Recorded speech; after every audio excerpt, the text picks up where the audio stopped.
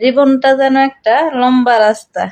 কেউ দৌড়াচ্ছে, কেউ হেঁটে যাচ্ছে, আর কেউ দাঁড়িয়ে ভাবছে আমি কি ভুল পথে হাঁটছি। চলার পথে সে অনেক মানুষ পেয়েছে। কেউ পাশে এসে বলেছে চলো একসাথে হাঁটি, আবার কেউ হেসে বলেছে তুমি তো ভুল বাসে উঠেছো ভাই। সে যখন নিজে হেসে ফেলেছে, কারণ জীবনের সব কান্না সিরিয়াস হলে চলে না। কিছু মানুষ ভালোবেসেছিল, নিঃশব্দে পাশে থেকেছে। আবার কেউ ভালোবাসার নাম করে চলার মাঝ পথে ছেড়ে চলে গেছে। সেই সময় বুকের ভেতর ভারী হয়ে উঠেছিল, কিন্তু পা থামেনি।